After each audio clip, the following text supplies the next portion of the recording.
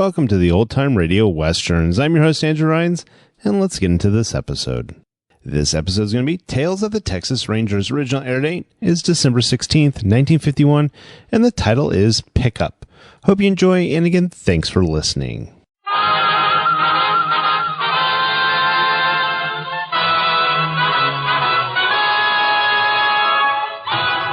Tales of the Texas Rangers, starring Joel McCrea as Ranger Jayce Pearson. Another authentic reenactment of a case transcribed from the files of the Texas Rangers.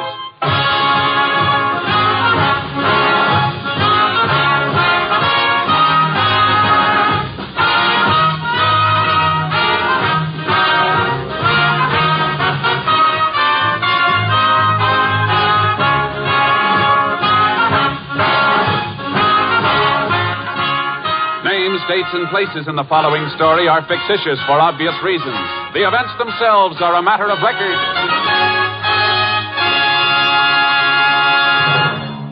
With only 6 shopping days till Christmas, thoughts go quickly to the many happy, hurried preparations for this wonderful religious feast day.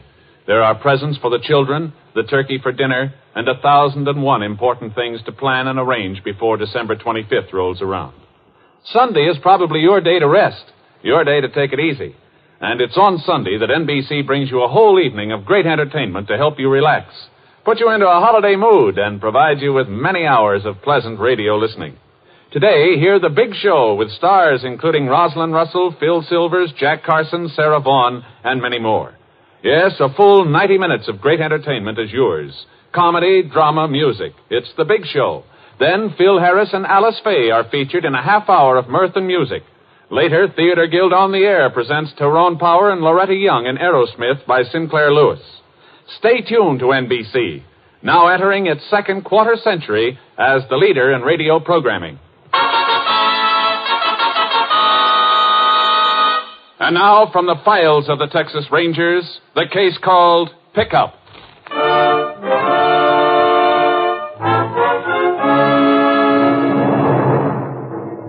It is 11:30 on the night of July 15th, 1948. In a hobo jungle just outside the freight yards of Stone Canyon, Texas, 2 men crouch beside a small fire. Ain't that coffee ready yet, Whitey? Before you know it, the freight will be here. Well, it ought to be ready now. Hand me them 2 tin cans. Catch. I wish we was already riding that rattler, Joe. I'm getting cold. You're always getting cold. Well, it's my chest. Ain't been right since last winter. Yeah.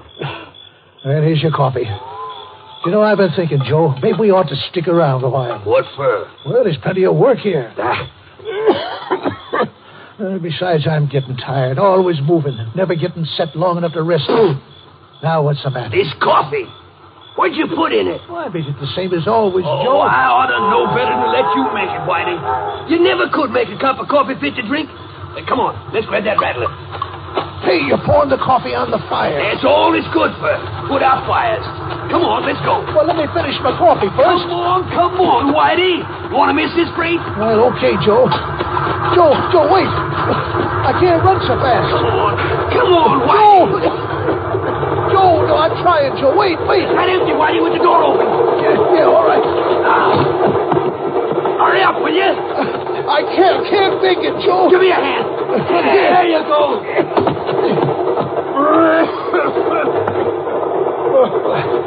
I don't know why I bother with you. More trouble. Move out of the way. I want to get the door closed. Might be some railroad ticks around. Yeah. That's better. Joe. Yeah? There's somebody else riding in this car, over in the corner. Well, so what? You don't own the railroad. But he's laying on his face. Something's wrong with him. He's probably drunk. Leave him be. Well, maybe he's sick. I'm going to... Joe. Now what's the matter with you? This guy, he's dead. What? Yeah, let me see. Yeah. We had to pick this car. We got to get out of here, Joe. You crazy, Whitey? This rattler's moving too fast now. We get killed. Well, if the cops find us in here with that stiff, they'd send us away for good. We got to get out of here, Joe. Wait, I got a better idea. He's going to get out. You're going to throw a dead man off the train? Why not? He won't care. I still think we ought to leave him be. Get out soon as the rattler slows down near the town. What's the matter, you chicken? Come on, get hold of his other arm. Joe, no. Go on, grab it, Whitey. Now, let's get him over to the door. Oh, I feel sick. You're always feeling sick. Sure is rough country out there. Okay, throw him out. There we go. Don't have to worry about him no more. Okay, Whitey. What do you say we get some sleep?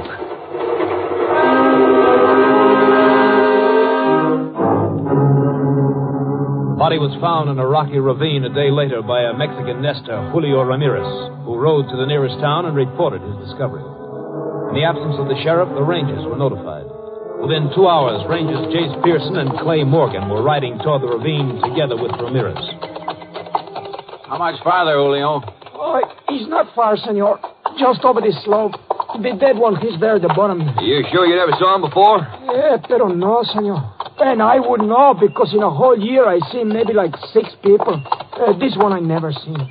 That's why it was such a great surprise to find the dead one. Oh, Rosita, she was so scared. Rosita? Yeah, that's my burro, senor. She was so scared. Senor, there is the dead one. He's down there by the rocks. Oh, boy. Sharky. Oh, boy. Jayce, railroad tracks on the other side of the ravine. Uh-huh. Julio? Si, senor. How often do the trains come past here? 2 times a day, senor. But they do not carry a lot of people. You mean the freight trains? Si, that's it. Freight trains. He could have fallen off one of these freights, Jayce. Yeah, we'll know better when we get a look at the body. Get up, Charge. Come on. Yeah. Arre, Rosita, arre. No, Rosita, don't be scared. The dead one will not hurt you, querida. Easy, Charge. Easy, boy. Yes, senores. My Rosita, she's still scared. If you don't need me some more... You can go now, Julio. Thanks for helping us. Por nada, senor. I'll be in my shack over that hill. Arre. Adios, senores. Ooh, Charge. Oh, boy. Oh. Let's get to work, Clay. Hey, shirt's torn. There's dirt and rock dust all over his back. Looks like he did fall off one of those freights. Or got pushed. Yeah, turn him over, will you? Yeah. Jayce. Yeah, shot in the chest. Well, that's our first break. Bullet didn't go through the body. We'll be able to turn the slug over to ballistics. I'll check him for identification. Not what you'd call a pretty boy, is he? Rolling down that hill didn't improve his looks any.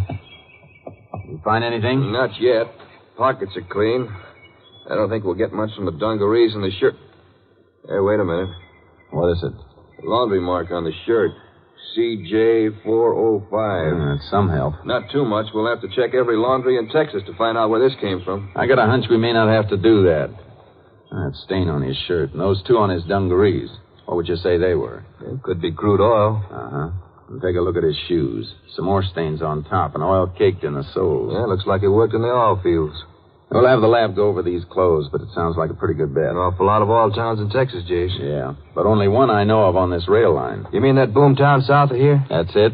Ralston. Well, suppose we find out he did come from there. How'd he get in one of those freights and who pushed him off right here at this spot? We'll worry about that later. Come on, Clay. We got a lot to do before we head for Ralston.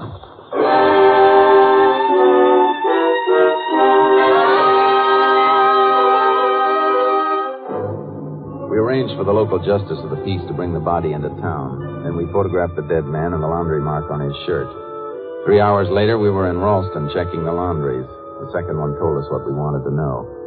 The dead man was Carl Jessup, an oil well rigger who worked for an independent operator named Hamlin. We located Hamlin at one of his drilling rigs. Well, what can I do for you, Rangers? We'd like to ask you a few questions. Sure. Excuse me just a minute. Scotty, tell Al over in the knowledge house to come on out and check that bit when you get her up. All right, what kind of questions? You know a rigger named Carl Jessup? I did. What do you mean you did? Well, he worked for me till 2 nights ago. Didn't show up for work the next morning, so I figured he took off. Any reason why he'd do that? Well, he'd just been paid a month's wages. Maybe he just wanted to move on, work someplace else. But he didn't tell you he was going to quit. No, he didn't. Wasn't surprised, though. Why not? Well, Carl was always kind of restless. Big, homely boy. Got the idea he was always unhappy about something. Anything in particular he was unhappy about? Well, I don't rightly know. Seemed like he was carrying a grudge against the world because he was born so homely, I guess, but that's only a guess. Clay, show Mr. Hamlin the photo. Yeah. Is that Jessup? Yeah, that's him, all right. It was kind of funny, Ranger. Was he hurt or something? He was murdered, Mr. Hamlin. Shot through the chest. Murdered? But who'd want That's him? what we're trying to find out. Did Jessup ever fight with any of the other oil workers around Ralston? Not that I know of. Like I say, he was quiet and never cracked a smile, but I never seen him fight with nobody. When was the last time you saw him? Well, like I say, 2 nights ago. I just paid the men, and most of us went down to the Bonanza Cafe for a glass of beer. Jessup was there. Did he seem upset about anything? Upset? No, matter of fact, he was looking happier than I ever seen him look. Can't say as I blame him, neither. How do you mean? Well, he was talking with the prettiest redhead I've seen in a long time. Oh? You know her name? No, never seen her before. But can you describe her? That ain't hard. She's about 5'4", and built like a... Well, you know what I mean. Didn't it strike you funny, Mr. Hamlin, that a pretty girl like that would be hanging around an ugly fella like Jessup? Well, maybe it did a little, but you never know about women. Besides, I figured that was strictly their business. Did you see them leave the cafe together? Might have. Couldn't swear to it. I remember looking up once, and they were both gone. Say, you figure this gal shot Carl? We don't figure anything yet. This Bonanza Cafe, is it near the freight yards? Yeah, about a block away. Uh-huh. How much money did Jessup get paid that night? Well, I'd have to check my records to tell you exact, but I know it was a right fair amount. Worked a lot of overtime. Must come to $600-odd. Are you thinking the same thing I am, Jayce? Yeah, sounds like the old confidence game, all right. And from what we know of Jessup, he was a sitting duck for it. Mr. Hamlin, you mind taking a trip to Austin with us? Well, what for, Ranger? We want you to go through our mug file of confidence girls. Maybe you can identify a pretty redhead.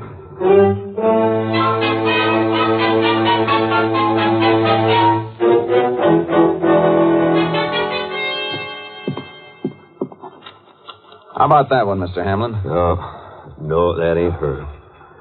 Now, look, Ranger, I'm glad to help out if I can, but I'm getting a little tired of looking at gals' pictures. We don't have many more to go through. Hand me that last bunch of folders, Clay. Sure. Here. Take a look at this one.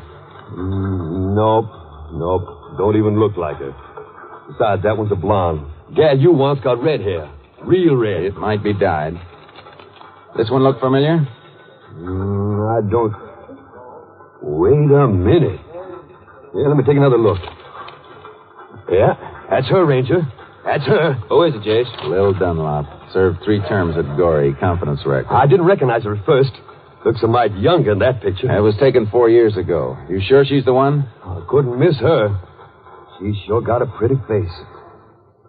So she's the one that shot Jessup, huh? More likely the man she works with. Man? I didn't see no man with her and Jessup. You wouldn't have. He was probably waiting outside the cafe, maybe in the freight yard. Well, how'd you find out who the man was, if there was one? Lil Dunlap's record ought to tell us something. Uh-huh. Yeah. You find something, Jayce? Could be.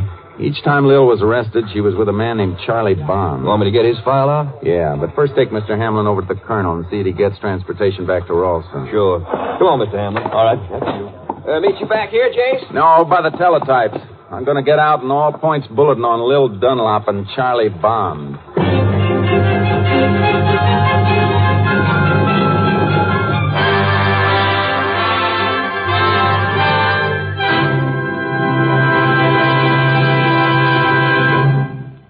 In a moment, we will continue with Tales of the Texas Rangers, starring Joel McCrea as Ranger Jayce Pearson.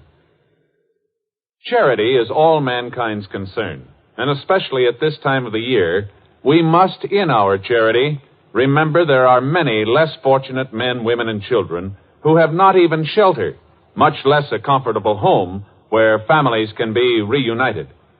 We must, in our charity, remember the poor and the lonely who will not receive a Christmas present or be remembered by anyone if we forget them. We must, in our charity, remember those suffering in hospitals, shut in and yet shut out from Christmas joy. We must, in our charity, Remember young children whose dreams of Christmas we can help come true. Yes, charity is all mankind's concern. You can show your concern for mankind by supporting the Salvation Army Christmas Appeal. Through the Salvation Army, your charity brings Christmas happiness to legions of lonely and poor people.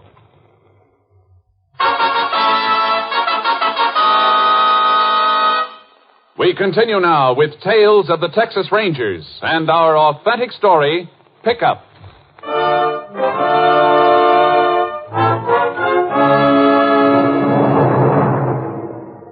We got out an all-points bulletin on Lil Dunlap and Charlie Bond with orders to spot and keep under surveillance, but not to apprehend. Clay worked south and I worked north, hoping to get some line on them. The first day passed without results. So did the second. The third day at noon, I received an urgent radio call from Clay. I met him back at company headquarters. Well, you got back here in a hurry, Jayce. What's up, Clay? Phone call from San Antonio about Lil Dunlop. They ever spotted? Well, not exactly, but a rancher identified her as the girl who picked him up in a cafe last night. She invited him to a party. Uh-huh. Then a shortcut through the freight yards. A man jumped out, slugged him, and rolled him for all his money. Is that it? Yeah, that's it. Same old pattern. Did the rancher get a look at the man? No, Jayce, it was too dark, but it's a good bet it was Charlie Bond. How much did they get away with this time? Over $800. Doing all right. Yeah, not for long, I hope. You know, they must be pretty confident to start operating so soon after they murdered Carl Jessup. Yeah, but at least they're operating. And sooner or later, we'll get them. Probably not in San Antonio, though. Chances are they moved on as soon as they made their haul there last night. Maybe. Hey, wait a minute. What's on your mind? San Antonio. Where's that folder with Charlie Bond's record? Over on the other desk. You got an idea, Jayce? Yeah, I'll tell you in a second. Here's what I want. Take a look at that page, Clay. Second paragraph. I don't get it, Jayce.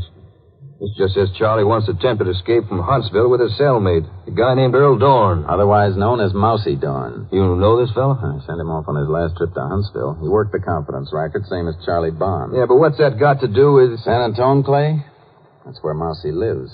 Never operated any other place. You don't think he was in on that job with the other pair last night, do you? No, but if he was as good a friend of Charlie as I think he was, Charlie wouldn't leave San Antonio without seeing him. Maybe he and the girl even stayed with Mousy. Could be worth our paying a visit, huh? Yeah. Come on, Clay. Let's get to San Antonio.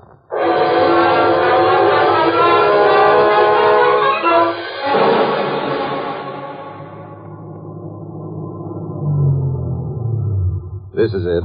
Doesn't look like anybody lives here. We'll soon find out. Not what you'd call a fancy house. Well, Mousy never did go in much for trimmings.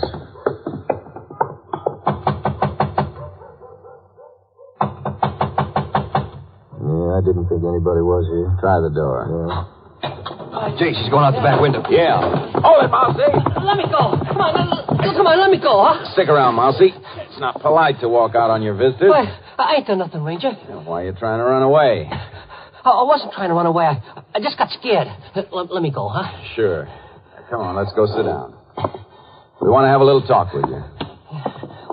Well, what are you after me for, Ranger? I've been living right ever since I got out of Huntsville. Sit down, Mousy. Yeah, sit down. Jayce, over here on the sink. Yeah, you been having visitors, Mousy? Huh?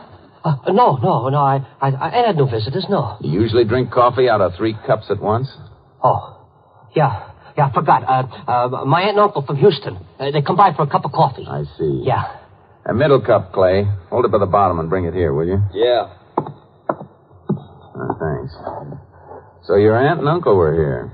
Yeah, my aunt and uncle, yeah. What color's your aunt's hair, Mousy? Huh? She got gray hair, yeah. You sure it isn't red, Mousy? Yeah, why? The lipstick on this cup is bright orange, the kind a red-headed woman might wear. You sure it was your aunt and uncle that were here? It could have been Lil Dunlop and Charlie Bond, couldn't it, Mousy? Charlie? I ain't seen him in a long time. A real long time, Ranger. How many times you been in Huntsville? I don't remember. Twice, I think. 3 times, I know. Yeah, I remember now. It was 3 times, yeah. You know what happens when you get sent up again? Oh, you can't send me up again. I ain't done nothing. We're looking for Charlie Bond and Lil Dunlop. They were here, weren't they? No. If they were here and you don't tell us, the charge will be harboring criminals. The judge will throw the book at you. They weren't here, I tell you. All right, Clay. Let's take these cups down to the sheriff's office. We'll bring Mousy along for company. Oh, you can't take me in. I ain't done nothing. We won't keep you long, just till we take the fingerprints off these cups. Fingerprints? Uh-huh. As soon as we find out they don't belong to Charlie and Lil, we'll bring you back home. You ready, Mousy? Wait a minute. You ready to start talking? Maybe they was here. How long ago? Early this morning. Did they say where they were heading? No, they didn't say. Come on, Mousy. Let's go. Oh, wait.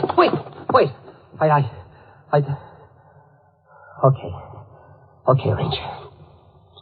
They're going to Gulf City. It sounds like they're going to try their luck with a seaport for a change, Jayce. Yeah. Which cafe will Lil be working, Mousy? I don't know. She and Charlie were talking about it. They figure they decide when they get there. Come on, Clay. I don't know after Charlie and Little Ranger. You gotta believe me. If I'd have known, I'd have told you right off. I'll bet. Next time, just be more careful about who you invite for coffee.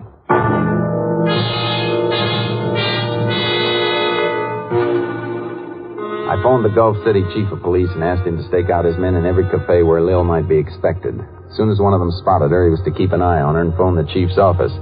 Then Clay and I headed for Gulf City. Yeah, just 20 more miles to Gulf City, Jayce. Yeah. We ought to make it before dark. Yeah, the chief's men on the job. It shouldn't be too hard to spot Lil. Our problem's to take Lil and Charlie together. We'll have to set a trap, Clay. I don't follow you. As soon as we get to Gulf City, I'm going to borrow a pair of dungarees and a denim shirt. What for? So I can pose as a seaman who's just been paid, walk into the cafe where Lil is, and try and get her to pick me up. Well, let's say she does. Then what? And she'll lead us to Charlie Bond. But, Jayce, Charlie's a killer. You won't be able to carry a gun in that seaman's outfit. No, but you'll have a gun, and you'll be tailing me from the minute Lil and I leave the cafe. Well, I hope it works. Not half as much as I do, Clay. Not half as much.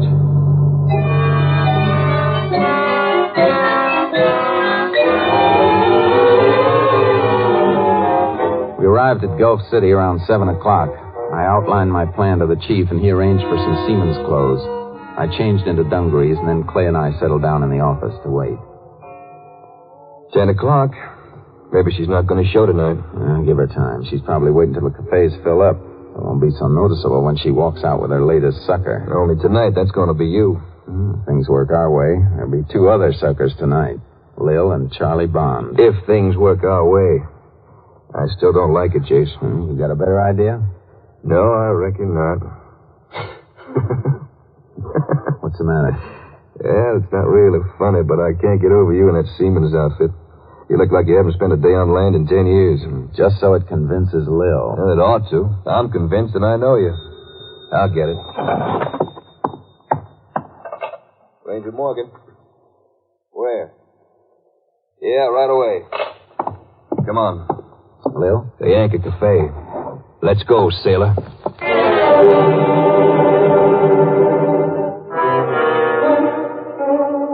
The cafe was crowded with seamen when I walked in. I spotted Lil at a corner table and passed her on my way to the counter.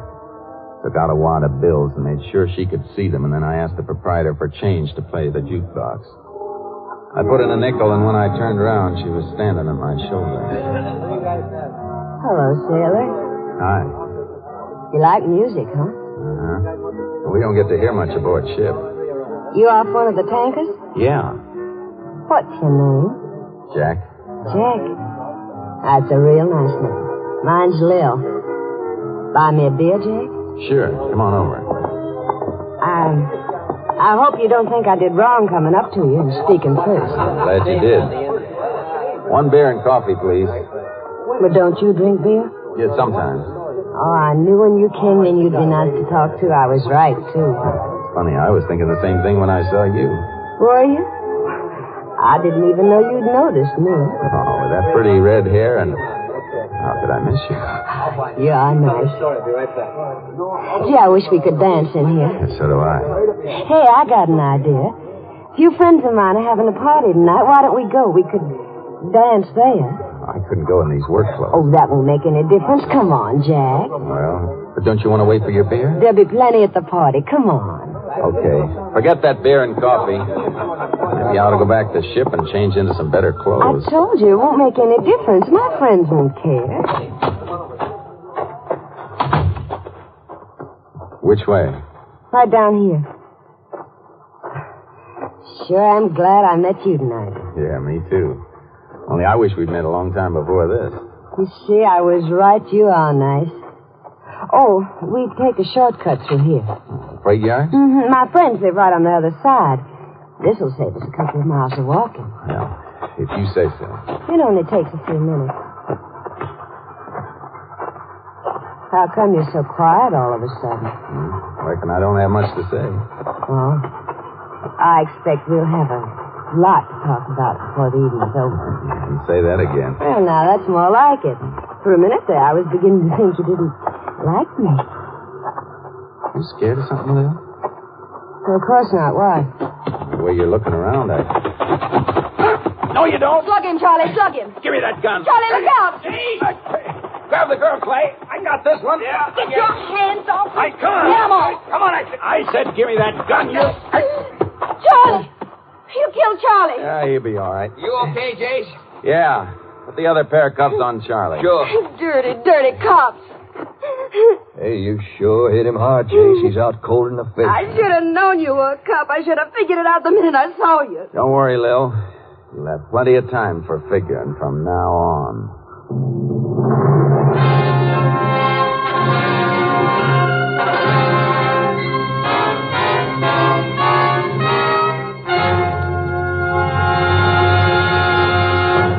In just a moment, we will tell you the results of the case you have just heard. Music means all things to all people. Music is relaxation, adventure. Elysian fields of dreams come true. We of NBC feel proud of our Monday evening lineup of truly fine music programs. Tomorrow means more fine music on NBC, with the Railroad Hour featuring Gordon McCrea. Tomorrow, Nadine Connor will guest on the Railroad Hour production of the Romberg-Gershwin musical Rosalie, to add to your Monday evening listening pleasure. Also tomorrow, there's the Voice of Firestone with guest Jerome Hines and Howard Barlow directing the orchestra in March of the Toys. Later, there's the Telephone Hour with guest soloist Michael Rabin and the orchestra under the direction of Donald Voorhees. And enjoy the Mario Lanza Show with Mario Lanza, lovely Giselle McKenzie, and Ray Sinatra and the orchestra. Yes, Monday is your invitation to hear the Railroad Hour, the Voice of Firestone, the Telephone Hour, and the Mario Lanza Show. Hear it on this station.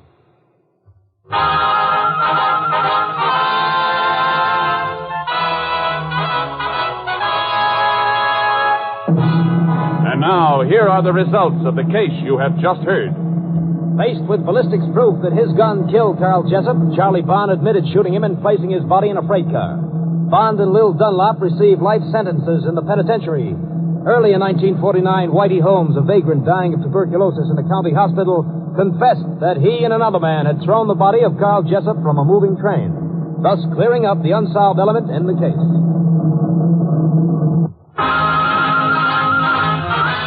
Next week, Joel McCrea in another authentic reenactment of a case from the files of the Texas Rangers.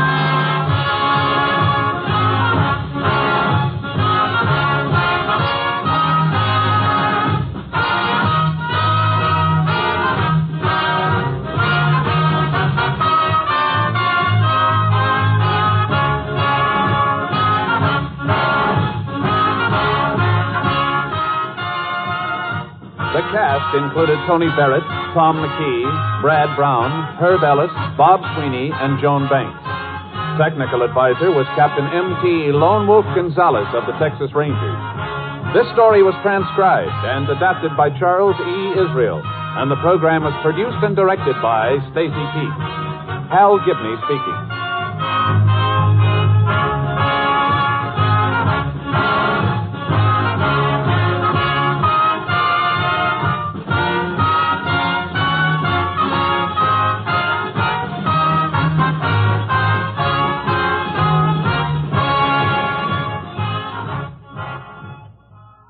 Next, it's The Big Show. All this and Tallulah, too, on NBC.